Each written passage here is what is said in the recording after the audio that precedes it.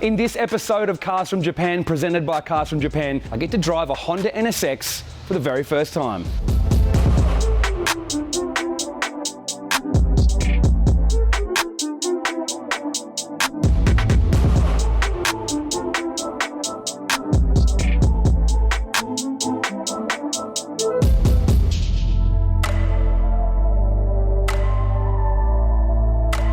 After 15 years of motive video, I've driven some pretty cool cars. A lot of JDM legends, wild and fast machines, race cars, all sorts of things. But one car that has always eluded me is the Honda NSX. Not really sure why, it's just a car I've never had the opportunity to drive. So when Joe called me and said he had a 1990 Australian delivered Honda NSX that had been traded in, I had to jump at the chance to have a drive. So let's take a look. So when the Honda NSX was released, it was pitched as essentially more of an everyday usable supercar. But you can imagine seeing this in 1990 looks-wise. Obviously it was compared to Ferrari, Lamborghini, etc. And the looks are, well, timeless. Getting on towards over 30 years later, the car still looks absolutely fantastic. This is an Australian delivered one. It's got a set of aftermarket TSW wheels, and obviously this is the pop-up headlight model, which some people love the more old school look of this version. Obviously super clean, no body kit or additions on this thing. NSX speaks for itself when it comes to looks, doesn't it?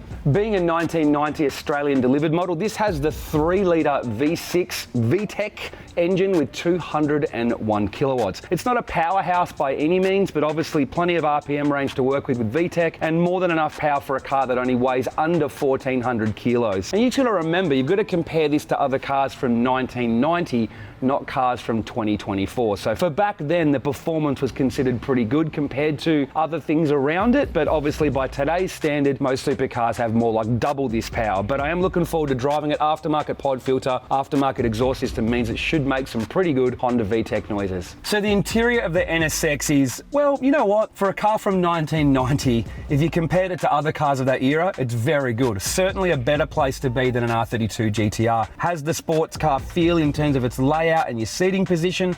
And overall, it's actually aged really well. Honda build quality means that for a car that's 34 years old, this interior is actually still in really good condition, especially considering 230,000 kilometers on the clock. Although a lot of people will tell you that 230,000 Ks for a Honda is only just broken in, right? So overall, this has stood the test of time and is a very good looking and comfortable place to be. Definitely you can feel that they tried to give it a Ferrari F355 sort of feel inside, and they've done a really good job. So yeah, pretty impressed at how well this interior has stood up to the test of time. The Momo steering wheel is a nice little upgrade in this car. It fits the look and the vibe of the interior, but obviously modernizes it with something a little bit newer. So looking forward to driving it for the first time. So let's get it out, see what it's like.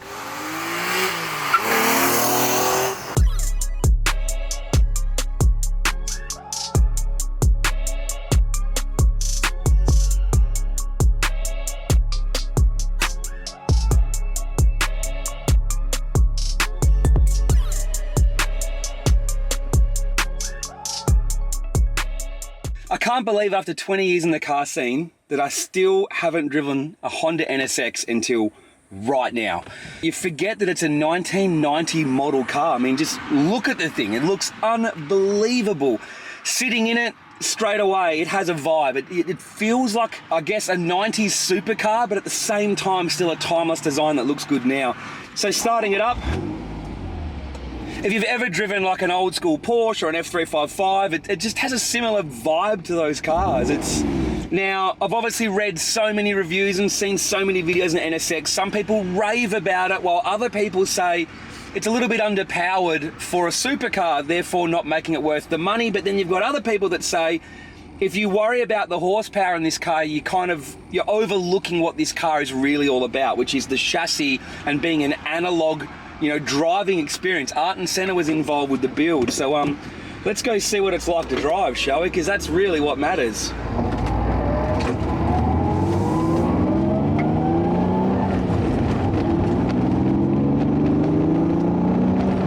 Straight away, you just feel like you're driving something special. But what spins me out is just the view. The vision that you have out the front windscreen is incredible. It's better than most normal passenger cars. You can see out the back way better than you think you would. Visibility is unreal. it's hard to explain. It has the vibe of a 90s supercar, but still, I guess, has the comfort, practicality, and I don't know, like everyday usability of a Honda.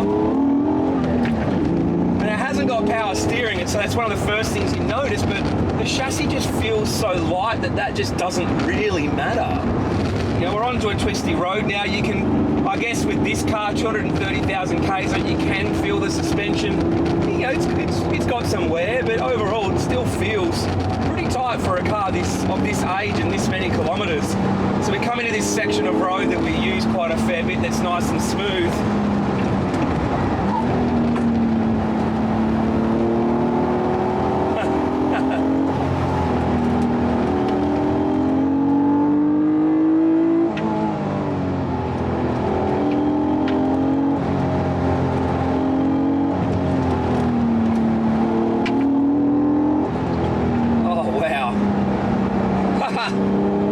Tell by the grin on my face that yeah, wow, the car is just, I don't even know how to completely explain exactly the feeling that it gives you, but how's the RPM?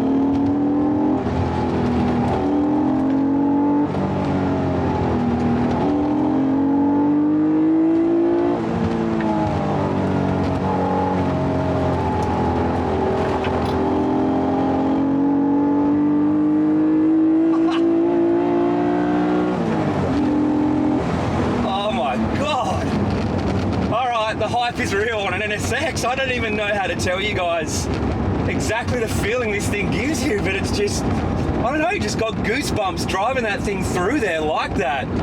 The driver feedback, the feel of the chassis, the lightness in the front end, just the analog feel that this gives you as a driver's car.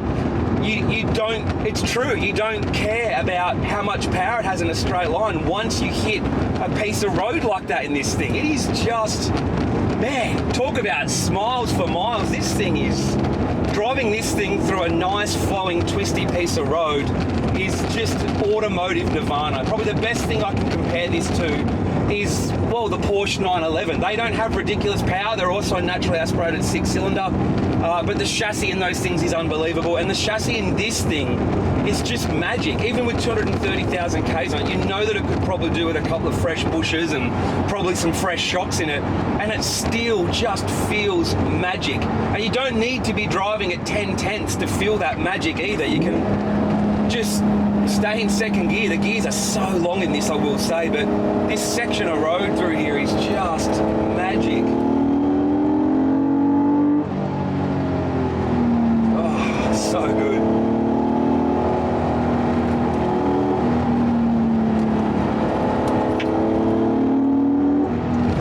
Now, if you've been watching this series of Cars from Japan reviews, you know that we've tested a lot of cars for this same section of road. And if you ask me which one is the most enjoyable, this has gone straight to the top.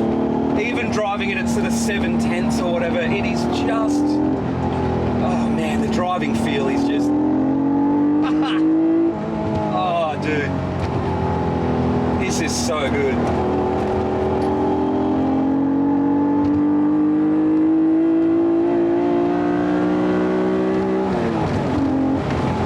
So, Honda NSX summed up.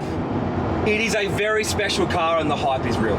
If you owned one of these, you have to remember it's a 1990 model car. It's a collector's item, right? Like, this is a Sunday car that you can cruise around and enjoy. And here's the thing about the NSX. It's very comfortable and easy to just cruise around in. A lot of supercars are impractical. A lot of older supercars, probably from 1990, aren't that great to just drive around. But this thing, it's fantastic. It's comfortable, it's easy to drive, visibility's fantastic. You could cruise this around on a weekend, anywhere, anytime, no problem at all. But then if you find your favorite bit of twisty road, it is so easy to enjoy this thing. You don't need to drive it balls to the wall flat out. You're just gonna drive it like 6, 7 tenths and you'll have a smile on your face the whole time. This thing is magic to drive.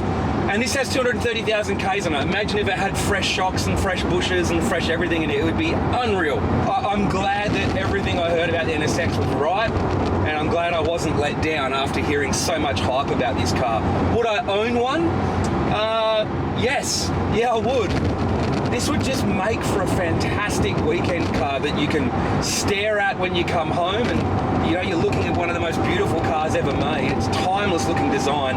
You get to drive around and get people stare and wave and enjoy seeing it on the road without copying some of the flack that supercar owners do in Ferraris and Lambos. But at the same time, it's practical. Everything they say about it being the practical supercar is very true. What a magical car. Still can't believe this is my first time driving an NSX. Unbelievable. Magic.